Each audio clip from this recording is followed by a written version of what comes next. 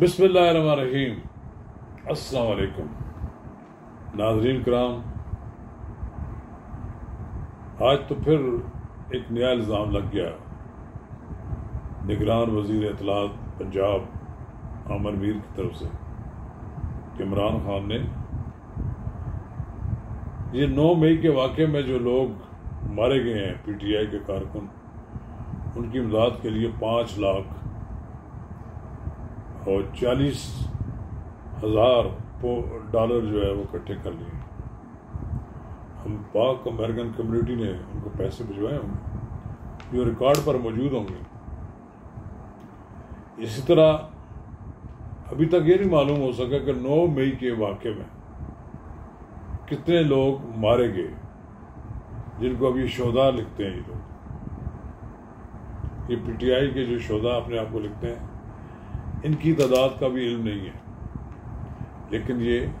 ہوائیاں اڑاتے رہتے ہیں کہ 25 مارے گئے، کوئی 30 مارے گئے، وہ کتنے کہتے ہیں۔ بہرحال انہوں نے 25 کہا ہے کہ ہمارے 25 شہداء مارے گئے 25 شہداء، وہ جنہوں نے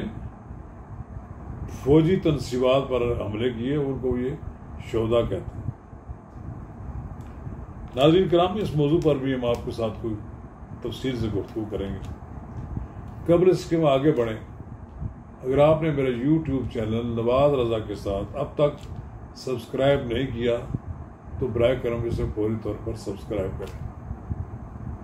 اور آئی کان کا وہ بٹن دبانا نہ بھولیے کہ جب ہم ویڈیو لوڈ کریں تو سب سے پہلے آپ کو اطلاع کریں۔ ویسے تو خان صاحب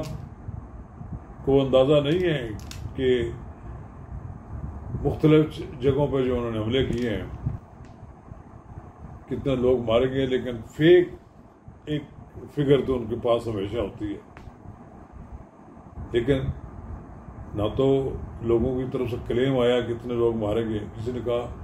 15-16 مارے گئے ہیں۔ یہ وہ لوگ ہیں جو آگ لگا رہے تھے ریڈیو پاکستان کو، چھاؤنیوں پر حملے کر رہے تھے، اور مختلف جگہوں پر انہوں نے کوشش کی کہ لا اینڈ آرڈر کو ہاتھ میں لیں، اور پھر وہاں کہیں نہ کہیں کوئی نہ کوئی کارروائی پولیس کی ہوئی، کہیں فوجی تنصیبات پر حملے کے وقت ان کی حفاظت بھی کی گئی۔ چلیے، یہ ایک موضوع بڑا ایسا ہے کہ یہ جو سیاسی شہداء ہوتے ہیں، یہ ہر دور میں سیاسی جماعتیں ان کو شہداء لکھتی ہیں، لیکن عملاً شہداء تو وہ لوگ ہیں کہ جنہوں نے اپنی سرحدوں پر اپنی جانوں کے نذرانے دیے ہیں، جنہوں نے دہشت گردی کے خلاف جنگ میں اپنے آپ کو اپنی جانیں قربان کی ہیں، جو اب تک قربان کر رہے ہیں، اور جن کی قربانیوں کی وجہ سے آج پاکستان محفوظ ہے۔ اگر یہ لوگ نہ ہوں تو ہمارا دشمن پاکستان میں عام آدمی کی زندگی اجیرن بنا دے۔ یہ جو حملہ ہوا ہے،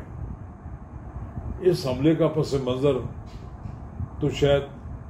عمران خان کے لیے تو یہی ہوگا کہ اتنے حالات خراب کر دیے جائیں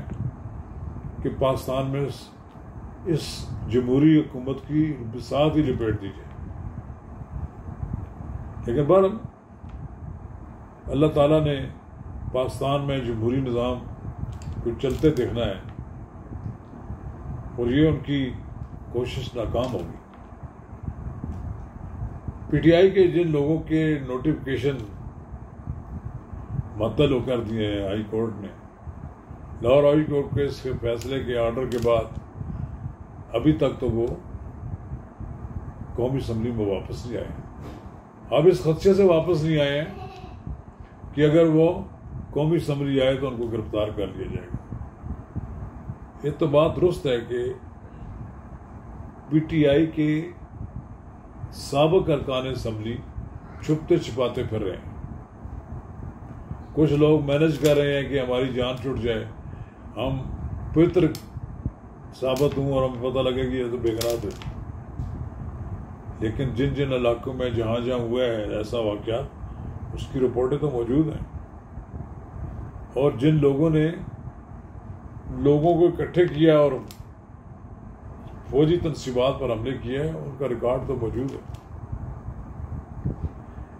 فارن فنڈنگ کیس کا ابھی تک کوئی نتیجہ نہیں نکل سکا، اگرچہ فارن فنڈنگ کیس کا فیصلہ الیکشن کمیشن کی طرف سے پی ٹی آئی کے خلاف فیصلہ تو ہو چکا ہے، اب اس کی مزید کارروائی ہونی ہے۔ توشہ خانہ کیس ہے، اس کا بھی ابھی فیصلہ ہونا ہے، اس کا ہونا ہے سارے آگے۔ نیب کا کیس ہے، اس کا بھی کوئی نتیجہ نکلنا ہے۔ خان صاحب کی کوشش یہ ہے کہ وہ ایسے کہتے ہیں پتلی گلی سے نکل جائیں اور کوئی پکڑائی بھی نہ دیں، اور عدالتیں جو ہیں انہیں تحفظ فراہم کرتی رہیں، عدالتیں انہیں کوئی سزا نہ ہونے دیں، ان کا عدالتی جو پروسیجر ہے اتنا لمبا ہو جائے کہ وہ بر وقت انہیں سزا نہ ہو سکے۔ دیکھیں، اگر ہم تو آج بھی کہتے ہیں کہ ہاں عمران خان کو سیاسی لحاظ سے چھوڑ دینا چاہیے، انہیں بھی باہر آ کر جلسے جلوس کی اجازت ہونی چاہیے، لیکن ان کو یہ تو ماننا پڑے گا نا، معافی تو مانگنی پڑے گی اس بات پر، پوری قوم سے معافی مانگنا پڑے گی کہ ہم نے 9 مئی میں جو کچھ ہوا ہے اس پہ ہم شرمسار ہیں۔ اور پھر یہ بات یہ ہے، آپ کے لیے تو میدان کھلا چھوڑ دیا جائے،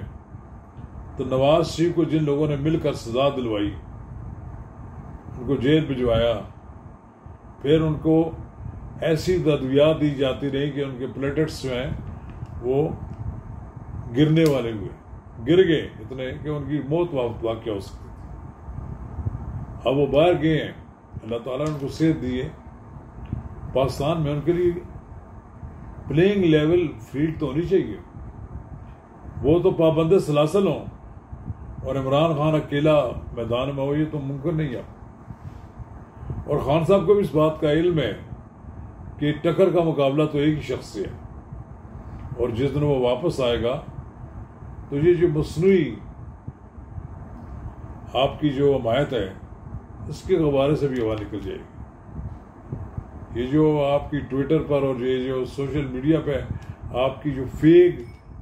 آئی ڈی سے جو حمایت بنائی گئی ہے، اور جن لوگوں نے بنائی ہے اور جن قوتوں نے بنائی ہے، اور جو قوتیں آپ کے لیے کام کر رہی ہیں، وہ ساری کی ساری ایکسپوز ہو جائیں گی۔ ابھی تک تو یہی ہے کہ آپ کے حمایتیوں کی جو تعداد بتائی جاتی ہے وہ ہوتی نہیں ہے، نہیں، اثر انداز تو آپ کی یہ بات ہوتی ہے ان پہ، لوگوں پہ، سوشل میڈیا ایک 10-15% لوگوں پہ، ذہنوں پہ اثر انداز تو ضرور ہوتا ہے، لیکن گراؤنڈ ریالٹی یہ ہے کہ آپ کی مقبولیت کا ایک ہی وجہ تھی کہ پاکستان کے اقتصادی مسائل اس حد تک خراب ہو گئے ہیں کہ ڈالر کی قیمت جو ہے وہ قابو نہیں ہو رہی۔ پاکستان کی تاریخ میں پہلی بار 300 سے اوپر 306 تک ڈالر چلا گیا ہے۔ میرا خیال ہے کہ ساکھ ڈار کی تو نیندیں حرام ہو گئی اور وہ ناکام ہو گئے ہیں، وہ سمجھتے ہیں اس بات کو کہ وہ ڈالر کو قابو کرنے میں ناکام ہو گئے۔ پھر آئی ایم ایف کے کہنے پہ انہوں نے ڈالر کو اوپن بھی کر دیا، تو پھر اس کے باوجود آئی ایم ایف نے ابھی تک پیسے نہیں دیے۔ یہ بڑا مسئلہ بھی ہے۔ اب پاکستان کے لیے ایک فیصلہ کن مرحلہ آ رہا ہے کہ یا تو ہم آئی ایم ایف کو خدا حافظ کہہ دیں اور پھر اپنے وسائل کے اندر زندہ رہنے کا قوم کو سبق سکھائیں، ہم پیسے مانگنے چھوڑ دیں، اپنے اخراجات کم کر دیں، توانائی کی ضروریات ہیں اس کو کم کرنا پڑے گا۔ 25-30 ارب ڈالر، 28-27 ارب ڈالر کا جو تیل آتا ہے اس کو آپ کم کرنا پڑے گا، خوردنی تیل کم کرنا پڑے گا، چائے کی درآمد کم کرنی پڑے گی، درآمدات کم کرنی پڑے گی، پھر جا کر کہیں ہم اپنے پاؤں پہ کھڑے ہو سکیں۔ تو یہ جو صورتحال ہے، پریشان کن صورتحال تو یہ ہے کہ ملک کی معیشت قابو نہیں آ رہی، اور یہ ساری کی ساری 4 سال کی عمران خان کی حکومت کی بدعمالیوں کا نتیجہ ہے. وہ سنبھال نہیں پائے اور پاکستان کے سر پر اتنا قرضہ چڑھا گئے کہ جو اتارنے میں بھی ہماری نسلیں گزر جائیں گی. اب صورتحال یہ ہے کہ خان صاحب کا تو تجوریاں بھری ہوئی ہیں، ڈالر آ رہے ہیں اور وہ ان ڈالروں کو اپنی انتخابی مہم سوشل میڈیا پر اور اس پر استعمال کر رہے ہیں. حکومت کی پوری نظریں ان پر موجود ہیں. تو خان صاحب آپ یہ ڈالرز اپنے نام نیاز شہدا میں تقسیم کریں گے کہ نہیں کریں گے، لیکن آپ کے پاس پیسہ تو بہت آ گیا ہے. کاش یہ رقم مثبت مقاصد کے لیے استعمال ہو، پاکستان کو ترقی کی راہ پر چلانے کے لیے استعمال ہو، اور پاکستان کے عوام کو آپس میں لڑانے پہ استعمال نہ. شکریہ.